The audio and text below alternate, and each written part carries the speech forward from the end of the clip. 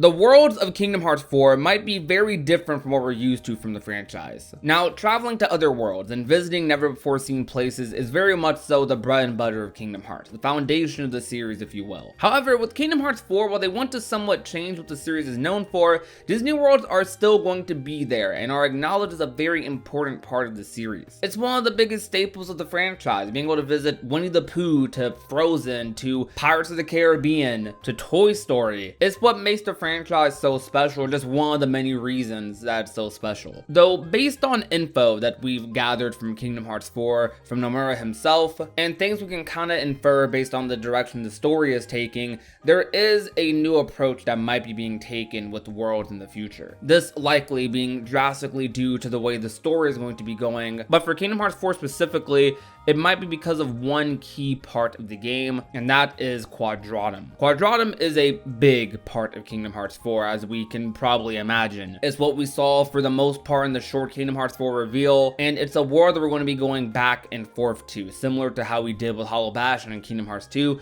but perhaps even more so and on a bigger scale. We're going to be spending a lot of time in this world. Sora's going to have a room that you can interact with. We're going to see a lot of Sora's daily life in Quadratum, daily life being the key part of that. We've never seen anything like that before in Kingdom Hearts. The closest thing would be maybe Roxas in Twilight Town in Kingdom Hearts 2's prologue. But since we have limited info, we don't fully know what this daily life will entail. Sora has his Keyblade. It seems like he is going to be fighting monsters here, but there's a lot to find out about in this world. I'm sure Sora's going to be eager to find his way out and back to his friends, assuming he still has his memories. Which, based on this, it's kind of a toss-up as to whether we'll be visiting Disney worlds as Sora or visiting them as other characters. If you ask me, I would love it if we visited some as Kairi. Please, Nomura, please. She needs it. Nomura made it clear to fans that Disney worlds are still going to be a thing in Kingdom Hearts 4, because after the initial Kingdom Hearts 4 trailer, there was a tiny bit of backlash because we didn't see any worlds in the game. And with this new aesthetic, this realistic vibe that they're going with for Kingdom Hearts 4, it took some adjusting for some people. But series director Tetsuya Nomura did say in an interview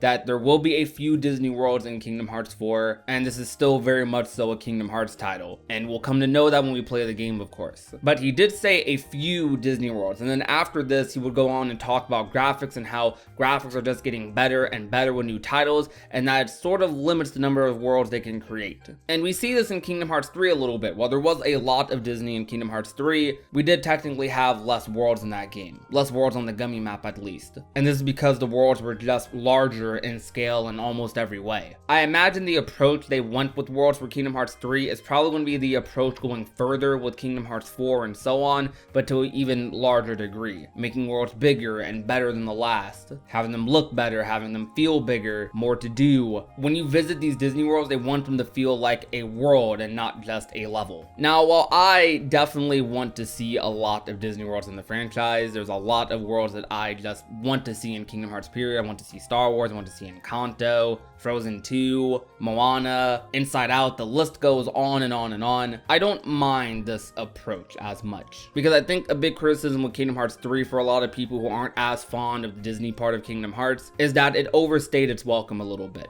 And original worlds in Kingdom Hearts 3 were definitely on the wayside in terms of exploration, and were mostly relegated to story cutscenes. Worlds like Twilight Town I would use as a big example for this. You visited that world for a little less than an hour and you don't really have to visit it again at any other point in the game. And outside of story, there isn't that much to do in that world, as the world is pretty much just the main area in the forest. No sandlot, no usual spot, no train station, no going on the train to the other part of the town. The original worlds were just smaller in scale compared to the original ones that we've had in the Kingdom Hearts series. But Kingdom Hearts 4 is looking like it's going to be somewhat the opposite. While I'm not expecting worlds like Twilight Town or Radiant Garden to have full explorable areas like they did in Kingdom Hearts 2, I do think Quadrom will more than make up the difference from what it sounds like. Well, Quadrom, they're going to really want to sell you on the city feel of it, so I'm expecting something along the lines of what we got in San Francisco, but to a way larger degree, and we're actually living in the city this time around. And I mentioned things we can infer from the story and the way it's headed earlier. I feel like with the way Kingdom Hearts Dark Road was written, that this might be a little bit of how we might see worlds used in the future of the franchise.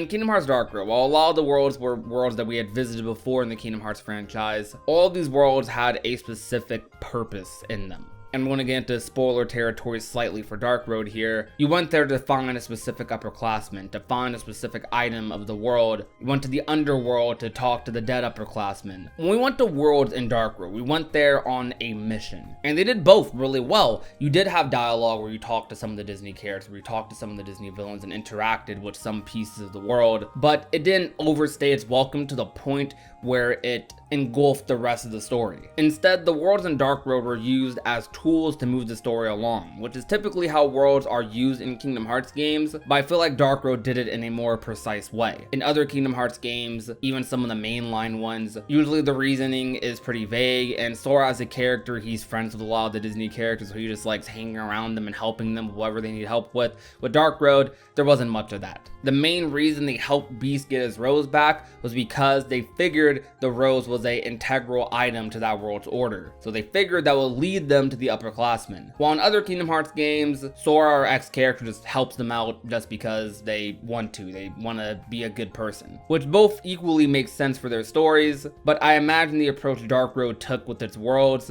might be something we see a lot more of. I wonder though how that style of story with Dark Road would mix in with Kingdom Hearts 3 or Kingdom Hearts 4 style with bigger worlds, because naturally when you have more exploration, when you have bigger worlds on scale and a lot more gameplay to compensate for that, you're going to be living in the world for a little bit, not just visiting, not just there to have a clear objective. They're going to want you to get immersed into the world somehow, and that's usually why we end up following along the Disney character stories a decent bit. But I imagine they're going to try and strike a balance a lot more so with Kingdom Hearts 4. I'm predicting that the end segment of the Kingdom Hearts 4 trailer is Donald and Goofy in the underworld, probably talking to Hades to try and contact Sora in some way, shape, or form, because as far as they know, Sora is gone. Hopefully not dead, but if he is, might as well check in the underworld, right? See where he is. They said worlds might feel a bit different in Kingdom Hearts 4. It might be in world selection, it might be because we don't have the same amount of worlds, or it might be because Quadron will take up a majority of the game. Regardless, I'm sure it will still feel like Kingdom Hearts in the end, and that this new approach they might be taking with worlds is overall to try and benefit the story even more in the long run. They are introducing a whole new saga, bringing a new cast of characters to the forefront,